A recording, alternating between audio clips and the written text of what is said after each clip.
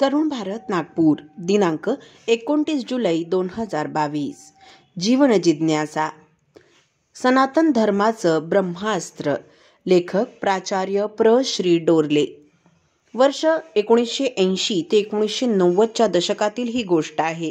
त्या कालखंडात होणाऱ्या कुंभमेळ्याला भारतीय संस्कृती, हिंदू धर्म, त्याची आचारसंहिता या गोष्टींचा अभ्यास करण्यासाठी विविध देशांमधील संशोधक, इतिहास तज्ज्ञ, समाजशास्त्रज्ञ, तत्त्वज्ञ, इंडिकोलॉजिस्ट, विविध धर्म परंपरांचा तुलनात्मक अभ्यास करणारे काही अभ्यासक आधुनिक उपकरणांसह कुंभमेळ्यात आपल्या चमूंसह डेरे दाखल झाले होते. त्यांनी अनेक दिवस कुंभमेळ्यात राहून त्यांच्या दृष्टीने आवश्यक त्या सर्व बाबींचा तपशीलवार चिकित्सक पद्धतीने अभ्यास केला. त्यांच्यापैकी जर्मन देशांमधून आलेल्या काही मान्यवरांचं या संबंधातील अभिप्राय त्यावेळी प्रसिद्ध वृत्तपत्र टाइम्स ऑफ इंडियाने प्रसिद्ध केले होते. त्याचा थोडक्यात सारांश याप्रमाणे सांगता येईल. त्यांच्या मते किंवा त्यांच्या म्हणण्याप्रमाणे सहस्रावधी वर्षांपासून सतत चालत आलेली ही परंपरा म्हणजे आधुनिक जगाच्या दृष्टीने आश्चर्यकारकच म्हणावी लागेल.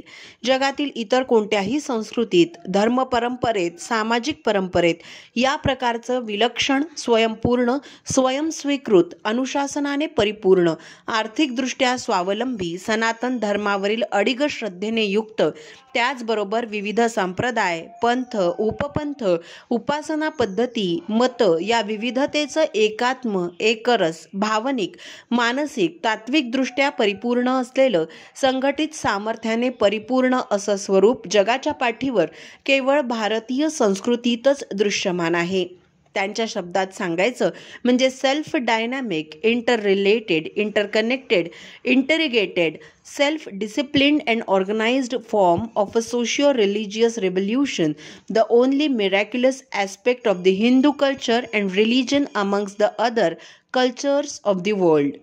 त्या पाश्चात्य अभ्यासकांच्या वरील प्रशस्तीला पुष्टी देणारी सविस्तर माहिती वर्षानुवर्ष प्रत्यक्ष कुंभमेळ्यात सहभागी होणारे रामानंद आखाड्याचे एक प्रमुख महंत स्वर्गीय पूजनीय त्यागीजी महाराज यांनी मला दिली. त्यांचा आणि माझा अनेक वर्ष आत्मीयतेचा संबंध राहिलेला आहे.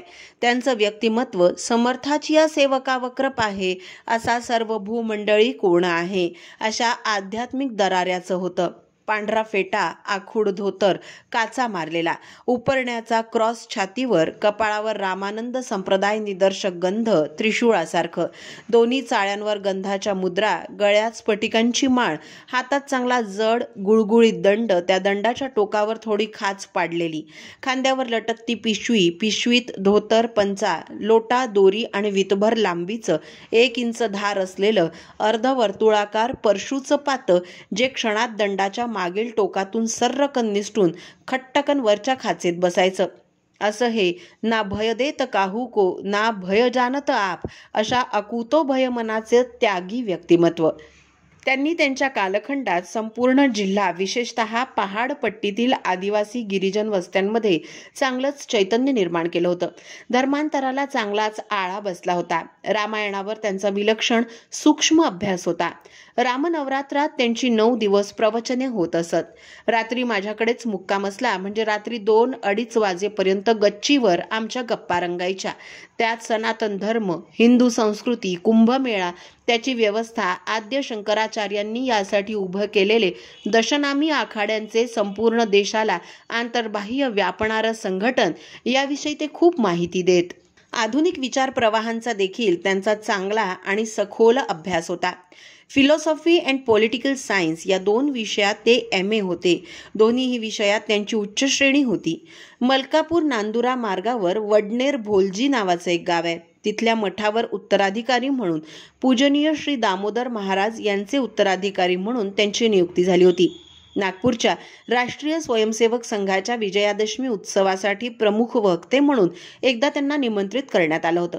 अस्खलित हिंदी भाषेतील त्यांच्या उद्बोधनातील प्यारे हे संबोधन त्यावेळी खूप गाजलं होतं. पुढे किडनीच्या व्याधीमुळे ते मरण पावले. त्यांच्याशी झालेल्या चर्चा, त्या संवादाच्या आधारावरच हा लेख मी लिहितो आहे. पूजनीय त्यागीजींच्या पुण्यस्मृतीस अभिवादन. आद्य शंकराचार्यांचं अलौकिक कार्य योगी अरविंदांच्या म्हणण्याप्रमाणे किंवा मतानुसार Bharat is a God chosen land, त्यामुळे अनादी काळापासून योग्य वेळी योग्य व्यक्ती निर्माण होते. त्या काळात हिंदू धर्म, हिंदू संस्कृती, परंपरा आणि तत्वज्ञान यांच्यावर आलेल्या सर्व प्रकारच्या म्हणजे भावनिक, मानसिक, वैचारिक, शारीरिक संकटांना परास्त करून विश्वकल्याणाच्या दिशेने अग्रेसर झालेल्या हिंदू संस्कृतीच्या रथाच्या राजमार्गावरील सर्व अडचणी दूर करून त्याचा मार्ग मोकळा करून आपलं मिशन पूर्ण करते. भगवद्गीतेत वर्णन केलेल्या अवतारवादाची मीमांसा याप्रमाणे सहजपणे करता येऊ शकेल. सनातन धर्माच्या वाटचालीत जी अनेक महापुरुषांची मांदियाळी आपण पाहतो, त्यात आद्य शंकराचार्यांचं एक वैशिष्ट्यपूर्ण स्थान आहे. त्यांच्या जीवनातील घटनाक्रम, त्याचा तपशील हा सर्वसामान्यपणे सर्वांना विदित आहेच. वयाच्या किशोरावस्थेत आईच्या परवानगीने संन्यास धारण नर्मदा किनारी तपश्चर्या करणाऱ्या गोविंदापादाचार्य यांच्याकडून त्यांनी संन्यास दीक्षा ग्रहण केली. त्यावेळी पूजनीय श्री गोविंदपादने यांना आदेश दिला की वैदिक धर्माच्या पुनर्स्थापनेसाठी तुझा जन्म झालेला आहे. आस्तिक नास्तिक हजारो मतांना तू अद्वैत ब्रह्मज्ञानात विलीन करशील. वेदव्यासांच्या ब्रह्मसूत्रांवर भाष्य लिहून अद्वैत वेदांताला तू सर्वोच्च स्थानी सुप्रतिष्ठित करशील. त्यांच्या गुरूंनी दिलेला हा आदेश समजण्यासाठी त्या काळची परिस्थिती कशी होती हे पाहणं जरूर आहे. तो काळ म्हणजे इसवी सन 8वे शतक वैदिक धर्माला अतिशय प्रतिकूल काळ होता.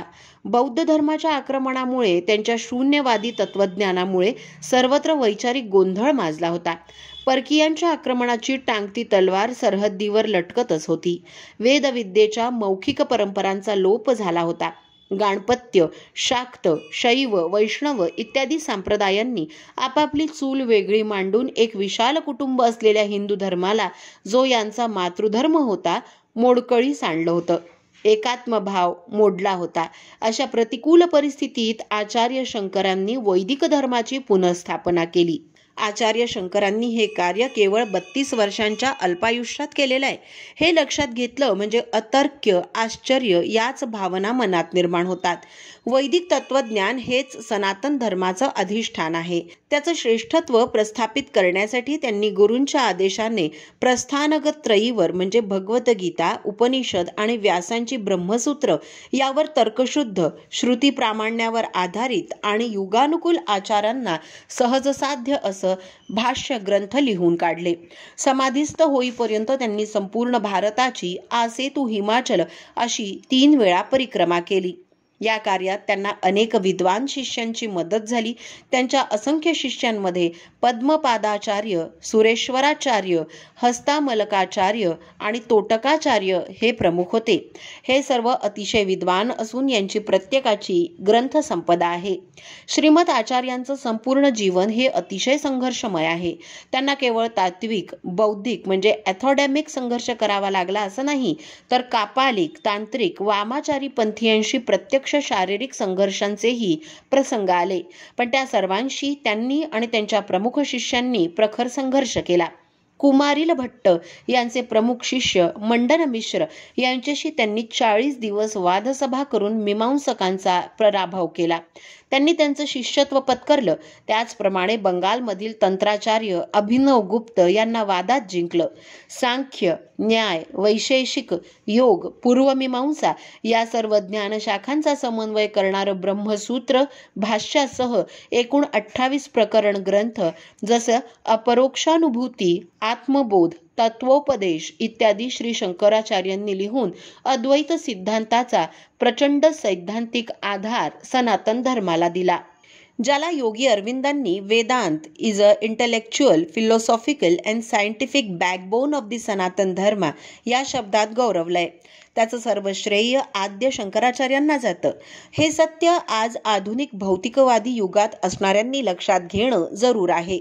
पण याहीपेक्षा त्यांचं अधिक महत्त्वाचं कार्य म्हणजे त्यांनी सनातन धर्म रक्षणासाठी केलेलं संघटनात्मक कार्य होय. सांस्कृतिक संघटनेचा आद्य प्रवर्तक आपल्या जीवनाच्या उत्तरार्धात श्री शंकराचार्यांनी केलेलं अतिमहत्वाचं कार्य म्हणजे त्यांनी स्थापन केलेल्या मठांची स्थापना आणि संन्यासी लोकांचे 10 विभागानुसार केलेले संघटन अद्वैत तत्वज्ञानाच्या प्रसाराचं कार्य चिरस्थायी व्हावं म्हणून त्यांनी मठांची स्थापना केली. तर सनातन धर्माचे बाह्य आणि आंतरिक स्वरूपाच्या कोणत्याही संकटापासून सर्वतोपरी संरक्षण व्हावं म्हणून दशनामी संन्यासांच्या आखाड्यांची त्यांनी केलेली रचना. या आखाड्यांच्या माध्यमातून त्यांनी सर्वस्पर्शी, नित्यसिद्ध, त्यागी आणि निर्भय यांचं जीवन ध्येय धर्मरक्षणासाठी सर्वस्वाचं त्याग आणि बलिदान हेच एकमेव आहे. आजच्या परिभाषेत बलिदानी जथ्थे निर्माण केले. त्यांना दशनामी पद्धती असं म्हणतात. त्यांची नावं अशी आहेत: तीर्थ, आश्रम, वन, अरण्य, गिरी, पर्वत, सागर, पुरी, भारती आणि सरस्वती. त्यांच्या नावावरून त्यांच्या आधिपत्याखाली असलेल्या कार्यक्षेत्राची कल्पना येते आणि त्यावरून संपूर्ण भारताच्या महानगरीपासून ते पर्वत, नद्या, तीर्थक्षेत्र, वन, सागर तटांपर्यंत मातृभूमी धर्म परंपरा रक्षणासाठी जागरूक शक्ती केंद्र स्थापन केली हे देखील लक्षात येतं. आजच्या कुंभमेळ्यात आजही हे सर्व आखाडे आणि त्यांची संघटना पूर्ण ताकदीने उपस्थित असतात, सनातन धर्माच्या एकाच पताकेखाली. पाश्चात्यांच्या दृष्टीने हेच एक फार मोठं आश्चर्य आहे. आपलं अवतार कार्य संपवण्याच्या आधी या संबंधातील भूमिका स्पष्ट करताना शंकराचार्य म्हणतात, ज्या विराट शक्तीच्या इच्छेनुसारचा देहाने जन्म घेतला आणि कार्य केलं तिचीच इच्छा तुम्हाला प्रेरणा देईल. संप्रदायाशिवाय म्हणजे संघटनेशिवाय कोणत्याही विद्येला अथवा साधनेला स्थायी रूप प्राप्त होत नाही. वेदांत साधनेचा आदर्श सगळ्या जगाचं संपूर्ण कल्याण करणारा आदर्श आहे. तो या जगात सुप्रतिष्ठित करण्यासाठी आणि लोकात रुजविण्यासाठी तुम्ही संन्यासी संघ स्थापन करा. श्री शंकराचार्यांनी भारताच्या पूर्वेला जगन्नाथपुरी, पश्चिमेला द्वारका, उत्तरेला ज्योतिर्मठ आणि दक्षिणेला शृंगेरी असे प्रमुख 4 मठ स्थापन केले. त्या मठांवर पहिले आचार्य म्हणून अनुक्रमे पद्मपादाचार्य, हस्तकमलाचार्य, तोटकाचार्य आणि सुरेश्वराचार्य हे झाले. यांनाच आपण 4 धाम असं म्हणतो. या निमित्ताने संपूर्ण मातृभूमीचं दर्शन होतं आणि भारतीय संस्कृतीतील विविधतेत असलेल्या एकात्मतेची अनुभूती येते. ते पुढे म्हणतात, वेदांत तत्वज्ञानात 4 महावाक्य आहेत. ते असे: 1 तत्वमसी, 2 प्रज्ञानम ब्रह्मा, 3 अयमात्मा ब्रह्मा आणि 4 अहम ब्रह्मास्मी. या 4ही मठात वरील महावाक्यांनुसार साधना, उपासना आचार्य चालवतील.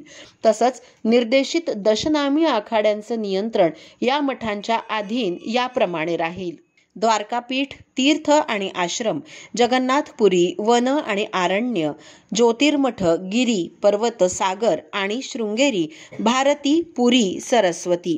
याप्रमाणे श्री शंकराचार्यांनी अत्यंत दूरदृष्टीने सनातन धर्मावर जगातील संघटित धर्माचं आक्रमण होण्याचा धोका लक्षात घेऊन जो आज आपण सेमेटिक परंपरेचे धर्म ख्रिश्चन आणि इस्लाम या संघटित धर्मांच्या आक्रमणाच्या रूपाने अनुभवतो आहोत, त्याला तोंड देण्यासाठी विविध प्रदेशात दशनामी आखाड्यांच्या रूपाने एक ज्वलंत धर्मासाठी प्राणार्पण करण्याच्या बलिदानी मानसिकतेची शक्ती संघटित करून ठेवली. त्याचमुळे श्री आचार्यांनंतरच्या 1400 वर्षांच्या कालखंडातील जगातील यच्चयावत विविध आक्रमणांना परास्त करून आजही कुंभमेळ्यात लक्षावधींच्या संख्येने विविध आखाड्यांचे साधू संन्यासी हर हर गंगे, हर हर महादेव अशा घोषणा देत पवित्र तीर्थस्नानाचा आनंद लुटत असतात. श्री शंकराचार्यांचं हे सांस्कृतिक संघटनेचं सामर्थ्य सनातन धर्माचं रक्षा कवच आहे. तसंच ते ब्रह्मास्त्रही आहे. कारण धर्मरक्षणासाठी आणि धर्मावर अत्याचार करणाऱ्यांसाठी जर हिमालयातील नागा साधूंनी आणि सर्व आखाड्याच्या संन्याशांनी हातातील त्रिशूळ आणि शस्त्र उचललं तर ते शाही स्नानाऐवजी अत्याचारी धर्मद्रोह्यांच्या वाहत्या रक्तगंगेतच रक्तस्नान करूनच थांबतील. इतिहास काळात 2000 महंतांनी अयोध्येच्या राम मंदिरासाठी सशस्त्र आणि यशस्वी लढा दिल्याची ही नोंद आहे. आणि तसंही सनातन धर्मातील एक उपास्य देवता महाकाली आहे. ती अधम रक्तप्राशिनी असल्याने तिला रक्ताचा नैवेद्य आणि नरमुंडांच्या माळेचं वावड नाही. जीवन जिज्ञासा या सदरातील प्राचार्य श्री डोरले यांचा हा लेख आपण तरुणभारत.net या संकेतस्थळावरही ऐकू शकता. असेच अभ्यासपूर्ण लेख ऐका फक्त डिजिटल तरुण भारत सोबत. त्यासाठी आमच्या YouTube चॅनलला लगेच सबस्क्राईब करा, लाईक करा, शेअरही नक्की करा. धन्यवाद.